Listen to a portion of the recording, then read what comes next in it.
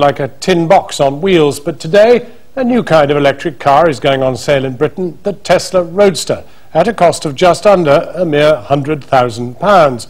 It's incredibly fast, 0 to 60 in under 4 seconds, and is already a hit in the United States, which has just given the company $500 million to build a more affordable model. But will the Tesla take off here? Our technology correspondent Benjamin Cohen perhaps inevitably went for a spin. This is probably the image you conjure up when thinking of an electric vehicle. Certainly not this. On first impressions, it looks like the sort of car that would stir the heart of a die-hard petrolhead. But of course, there's no petrol. The Tesla Roadster has become a hit in California. George Clooney, Brad Pitt and even Governor Arnold Schwarzenegger have bought one, and it goes on sale in the UK tonight. One of the strangest things about driving this car is that it makes literally no sound. It has a real eerie silence as it drives up and down the streets.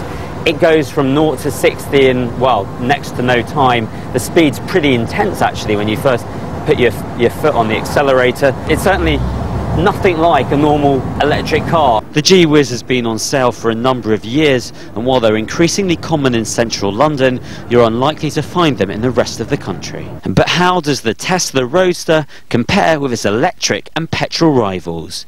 In terms of cost, the Tesla and Porsche 911 Turbo are almost the same, and more than 10 times higher than the G-Wiz electric car. However, both electric cars are much cheaper to run than a traditional car, but the Porsche takes you further and refueling takes minutes rather than hours to charge. And while the G-Wiz can't take you to 60 miles an hour, the Tesla accelerates as fast as the Porsche. So the Tesla stats are impressive, but are they enough to steal customers away from traditional sports cars? A lot of car enthusiasts like the noise and the sort of kind of emotional soundtrack that a 6 or 8 cylinder or 10 cylinder petrol engine makes. You know, it's all part of the excitement, and there's a perception that it's almost like, you know, it's a fast milk float. It's not. This Californian icon is actually assembled at the Lotus factory in Norfolk, and other British firms are building components for new electric vehicles.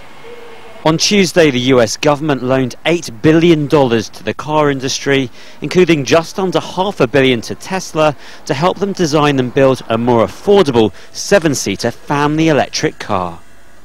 That's a lot of money for a 6-year-old Silicon Valley startup, but then Tesla isn't any ordinary company. It's led by the founder of internet payment system PayPal, and so Tesla follows internet startup mentalities, farming out the design and manufacture of different components to companies all around the world. Our goal is to get to cars that everyone can afford as soon as possible, but any technology has to go through a learning curve and has to go through economies of scale and that kind of thing. So for us, being a little startup, we had to start off with a car that was in low production and necessarily expensive. And of course, it has only the first version of technology. Tesla have only sold 1,300 Roadsters, so critics have argued that as such a small company, they'll never have the scale to revolutionize the automobile industry. But they have sold their battery technology to Daimler, who will build it into an electric smart car. And they hope that the Roadster is a convincing enough replica of a regular car that the public might just believe that the future really is electric.